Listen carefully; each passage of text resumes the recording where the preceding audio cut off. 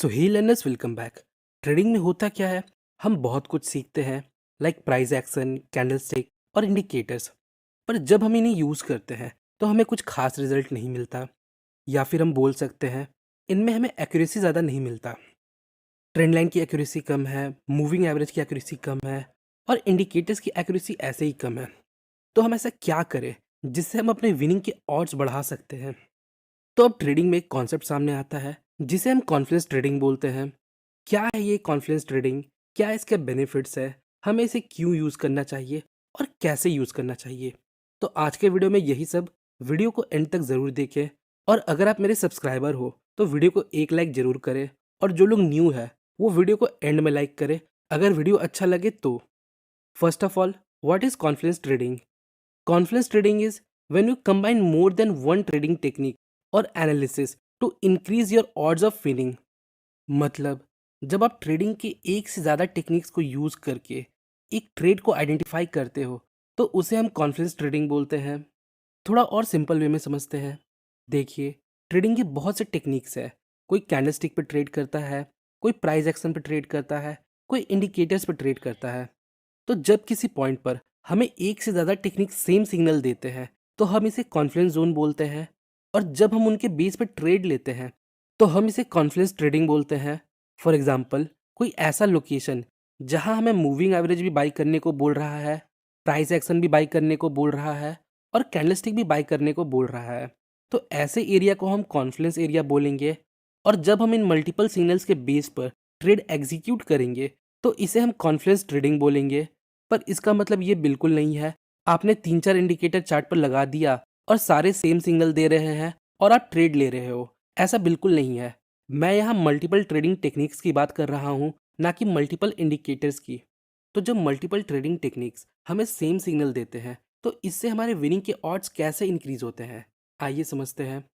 देखिए, मान लेते हैं यहाँ हमें एक कॉन्फ्लुएंस जोन मिलता है, हमें मूविंग एवरेज का सपोर्ट है, प्राइस एक्शन भी बाइंग इंडिकेशन दे रहा है, और यहाँ हमारे पास एक बुलिश कैंडलस्टिक भी है।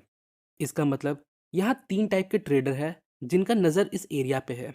यहाँ इंडिकेटर यूज़ करने वाले ट्रेडर भी हैं, यहाँ प्राइस एक्शन यूज़ करने वाले ट्रेडर भी हैं, और साथ ही साथ जो ट्रेडर कैंडलस्टिक के बेस पे ट्रेड लेते हैं वो भी यहाँ पे अपना नज़र रखे हैं।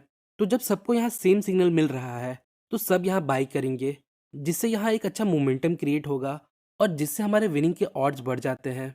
क्योंकि ये सेम चार्ट सभी लोगों को दिख रहा होगा, और अभी जो प्राइस एक्शन क्रिएट हो रहा है, इंडिकेटर्स का जो सपोर्ट मिल रहा है, और कैंडलस्टिक का जो सपोर्ट मिल रहा है, वो सभी को दिख रहा होगा।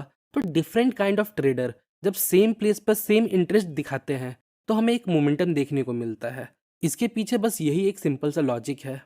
तो अब तक हमने देखा कॉन्फ्लुएंस ट्रेडिंग क्या होता है, इसका बेनिफिट, इसके पीछे का लॉजिक, और कॉन्फ्लुएंस जोन क्या होता है। नाउ अब बात करते हैं कॉम्बिनेशन ऑफ टेक्निक्स, मतलब हम किन किन टेक्निक्स को कंबाइन करके कॉन्फ्लुएंस ट्रेड ले सकते हैं। तो moving average, Fibonacci, price action, bullish और बेरिश कैंडलस्टिक, और डाइवर्जेंस का यूज़ करेंगे।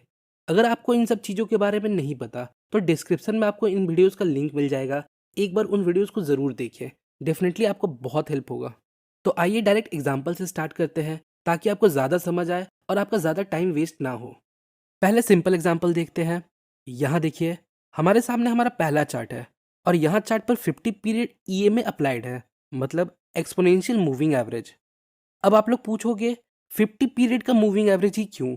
तो इसका आंसर है, हमें ऐसे टेक्निक और इंडिकेटर का यूज़ करना है जो मास लेवल पर यूज़ होता हो, मतलब जिसे ज़्यादा लोग यूज़ करते हैं। तो मोस्टली लोग 50 पीरियड का मूविंग एवरेज देखते हैं। मतलब अगर 50 पीरियड मूविंग एवरेज में हमें कोई सिग्नल मिलता है तो इस पर ज़्यादा लोगों की नज़र होगी। नेक्स्ट पॉइंट, हमें ईएमए यूज़ करना है या एसएमए? तो आप दोनों में से कोई भी यूज़ कर सकते हो, इनमें कुछ ज़्यादा फर्क नहीं होता है। तो यहाँ देखिए, चार्ट पर 50 पीरियड ईएमए अप्लाइड है, और प्राइस अभी अपने प्रीवियस रेजिस्टेंस को ब्रेक कर चुका है। नाउ अभी हमें कोई ट्रेड नहीं लेना, हम इसके रीटेस्ट का वेट करेंगे। नेक्स्ट, यहाँ देखिए, प्राइस अपने प्रीवियस लेवल पर आता है और एक बुलिश कैंडल फॉर्म करता है। अब देखिए, एट द सेम लेवल हमें प्राइस एक्शन का भी सपोर्ट है और मूविंग एवरेज का भी सपोर्ट है। प्रीवियस रेजिस्टेंस यहाँ एक स्टैटिक सपोर्ट का काम कर सकता है, और मूविंग एवरेज यहाँ एक डायनेमिक सपोर्ट का काम कर सकता है। तो जब एक कंफर्मेशन ग्रीन कैंडल इसके हाई को ब्रेक कर दे तो हम यहाँ ट्रेड ले सकते हैं। आइए अगला एग्जांपल देखते हैं। यहाँ देखिए, अगेन चार्ट पर 50 पीरियड ईएमए अप्लाइड है और प्राइस इस लेवल को ऑलरेडी रिस्पेक्ट कर रहा है। नाउ अब आप बताइए, क्या हम यहाँ एक ट्रेंड लाइन ड्रॉ कर सकते हैं कुछ इस प्रकार। नेक्स्ट, प्राइस वापस यहाँ मूविंग एवरेज और ट्रेंड लाइन को सेम लेवल पर अप्रोच करता है और एक बुलिश कैंडल फॉर्म करता है, जिसके बेस पर हम एक ट्रेड ले सकते थे। अगला एग्जांपल देखते हैं। यहाँ देखिए, यहाँ मार्केट डाउन ट्रेंड में है। नेक्स्ट, मार्केट यहाँ डबल बॉटम बनाता है, but at the same time RSI यहाँ हायर बॉटम बनाता है। मतलब प्राइस और इंडिकेटर के बीच डाइवर्जेंस है और यहाँ एक स्ट्रॉन्ग बुलिश कैंडल भी है। देखिए, यहाँ इंडिकेटर हमें इंडिकेट कर रहा है अब प्राइस यहाँ से ऊपर जा सकता है। नेक्स्ट, सपोर्ट पर भी एक स्ट्रॉन्ग बुलिश कैंडल है। नेक्स्ट, प्राइस यहाँ प्रीवियस लो को ब्रेक करके क्लोजिंग देने में फेल हुआ है। नेक्स्ट, ये एक डबल बॉटम पैटर्न है, तो ये मल्टीपल सिग्नल्स हमें इंडिकेट करते हैं अब प्राइस यहाँ से ऊपर जा सकता है। सो अगर प्राइस इस लेवल को ब्रेक करता है तो हम यहाँ बाई कर सकते हैं।